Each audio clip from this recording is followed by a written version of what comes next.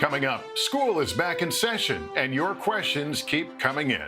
Can you get coronavirus from checking out a book from the library? The answer and more just ahead. Plus, let's dance. Ballerina Misty Copeland has been inspiring young dancers across America. Now she's stepping things up. She'll join us to talk about her life as a ballerina and a new project she has just for kids. The Bunheads in my book are a misfit group of characters that come from different walks of life, have different skin color. You know, there are boys in this group, and I feel that it's just a beautiful way to show all the people that can be a part and should be a part of ballet. This is NBC Nightly News, Kids Edition. Welcome back to Nightly News Kids Edition. It's good to be with you. I hope you guys are doing well. We've got some great stuff coming up as usual, including ballerina Misty Copeland will be here. But first, the coronavirus continues to be one of our top stories. Data shows that new daily coronavirus cases are on the rise in nearly half of the states. This comes as flu season is approaching, too. So remember what health officials say to do. Wash your hands, keep that social distance, and wear a mask. All right, now let's get to your new questions. Joining us now is Dr. John Torres. Dr. John, our first question comes from North Carolina. Hi, I'm Katie from North Carolina. And I'm Ella, and we were wondering, can you get coronavirus from checking out a book from the library? Is it clean or not? Bye! Dr. John, I haven't thought about that one. Have you?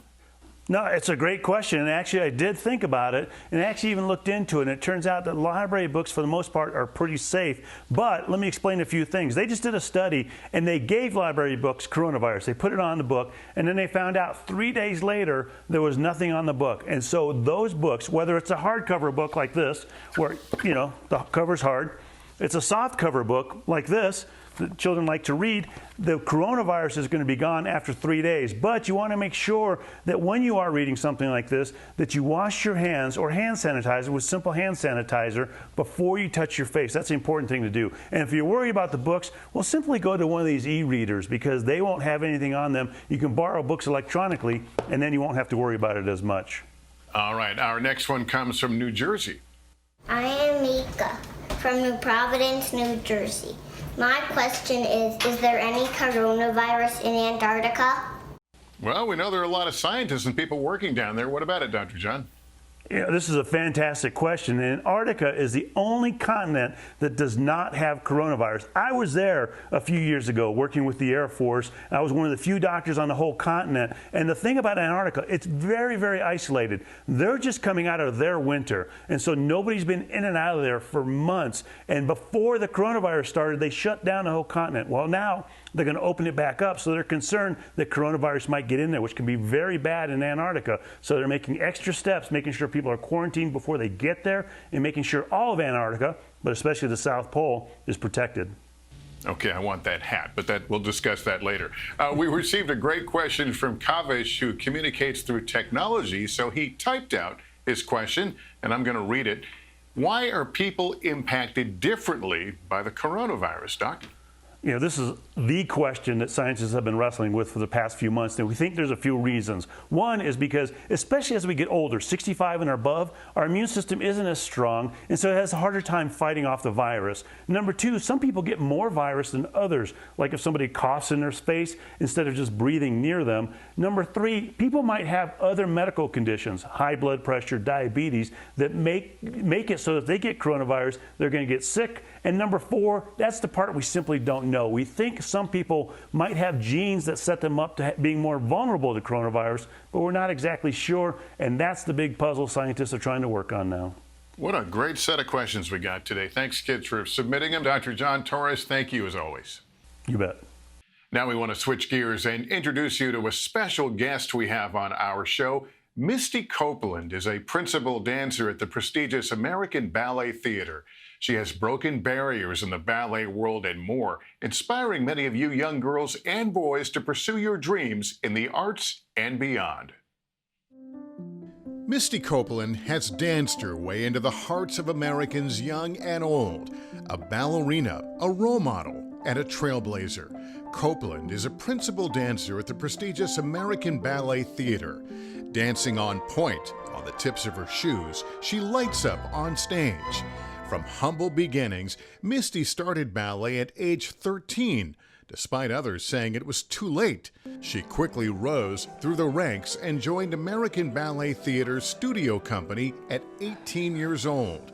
In 2015, she became the first African-American woman to be principal dancer in American Ballet Theater's 75 years of operation.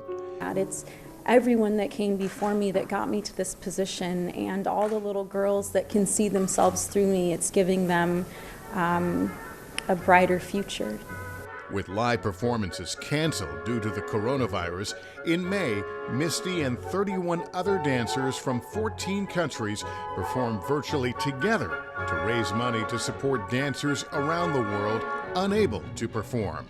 Misty is now inspiring a new generation of ballet dancers, hoping she can show young girls and boys that if they take the right steps, dreams can come true, no matter what they look like.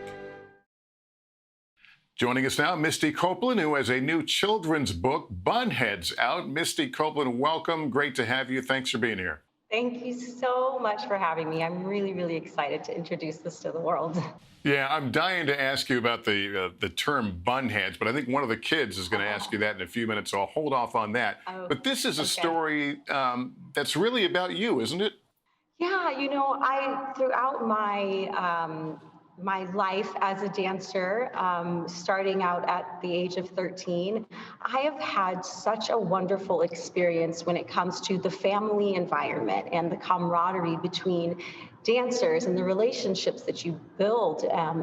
But that's not often something that's celebrated. There are so many negative tropes connected to ballet dancers and the competitiveness. And I really wanted to show the beauty of what so many children experience being a part of dance. And that was so much a part of my experience as a young girl in ballet. So that's the story that I'm really sharing of perseverance and the beautiful relationships between two young dancers, myself being one of them as a young girl, and her best friend, Catalina. You talk about some of the images of dancers, and when we think of dancing or many other athletic or artistic pursuits, we think of it's very competitive, that you're out to, beat one another at any cost. But what I like about this story is you and the other dancer are working together.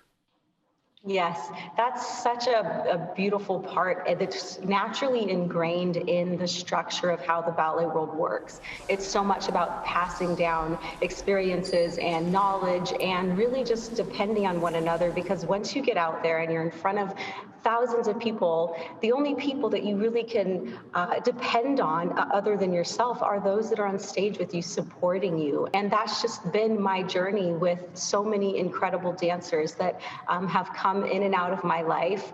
But again, I feel like it's so powerful and important to celebrate each other's differences and support one another and learn from everyone around you. Well, Misty, we've got some kids' questions I hope you're willing to stick around and answer for. I want to play you the first one. Here it is. Hi, my name is Arya Devathasan, and I live in San Diego, California. And Miss Misty, why do you love to dance so much? Not just love to dance so much. Oh my gosh, so much character in her voice. Well, dance has always been something that has been an escape for me, a beautiful, beautiful escape. It's given me a voice and a purpose, and in a way that worked for me. I was such a shy little girl, and there was just something about being able to tell a story through my body and with movement rather than my voice that I just connected with. And I feel so fulfilled being able to bring other people joy through my dancing, and as well as just fulfilled inside whenever I dance. All right, we have another question. This one comes from Desiree. Hello, Misty. My name is Desiree, and I am from San Diego. And Misty, what do you think is the hardest thing to do in ballet? The hardest thing to do in ballet. I love all these San Diego girls. I'm a West Coast girl as well, from San Pedro, California. So the hardest thing in ballet, I think, is being consistent, knowing that every day is going to be hard, knowing that no matter how hard you work, your body's going to respond differently every single day. And I think any athlete would understand that same thing. But it's being able to start fresh with a new and fresh idea of what's to come, which I find exciting. All right, we have another question. This one comes from Portland. Here it is.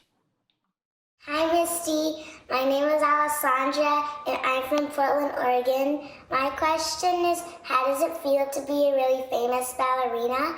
And how did you get the name Bunheads for your book? Bye! That's my question, too. Amazing. Well, first of all, Alessandra, you have the name of a very famous, accomplished ballerina. Her name is Alessandra Ferri. So that's pretty cool. I don't ever look at myself as famous. I'm so fortunate that I get to do what I love for a living, and I get to give to people, and I get to travel the world, and it's just such a beautiful thing. And I think every human being should experience being a part of art and dance in particular. When it comes to the name Bunheads, that is actually a term of endearment we use for young ones that just can't leave their buns. They can't take them out. They never have their hair down. They constantly have a bun in their head. You can spot them from a mile away walking in a little group. And so I really wanted to be able to use that term in a beautiful way. The Bunheads in my book are a misfit group of characters that come from different walks of life, have different skin color. There are boys in this group, and I feel that it's just a beautiful way to show all the people that can be a part and should be a part of ballet. And Misty, your success, of course, has inspired so many kids who look at what you do and think, man, I think I can do that too. I'm wondering, when you were coming up, were there people like you, there were people that looked like you who were doing dance? There've been people that look like me who have been a part of dance from the beginning of time, but we don't see them. They're not celebrated. They're not in the same history books as other ballerinas who have made an impact on this culture. But it wasn't until I was an adult and I was a professional that I had to seek out those dancers. But it would have made a world of difference, I think, in my confidence in knowing what possibilities were there for me to succeed in the dance world. And so that's why I think it's so important for us to see representation on the stage, in books, behind the scenes, on board of directors, in artistic staff. And that's something I will be championing for the rest of my life. And I know this is a really hard time for not only dancers, but a lot of people in the arts right now with COVID, not being able to perform or even to train. Can you describe how COVID has impacted the dance world? There isn't really much of a dance world at the moment. We're finding our way in this new world as artists, and without the theaters being open, there's really no way for us to make a living. So it's been really, really difficult. I've seen dancers, have to get rid of their apartments here in New York City and abroad, all over the world, because as artists, we tend to live in the most expensive cities, as that's where art thrives, and struggling to keep food on the table. So I really felt like this was a moment for me to use my platform, and I started a COVID relief fund called Swans for Relief, where I brought together 32 ballerinas from 22 ballet companies and from 14 different countries. And we came together and danced one iconic variation to raise funds for companies globally who are just struggling to survive. But I do think that there's a silver lining in all of this. And I think that the dance world is going to learn to adjust. I think there's a broader reach for a more diverse audience by having a virtual presence, which the arts haven't had to really do, because what we do is live theater. And so I think this is a real learning opportunity for us to be able to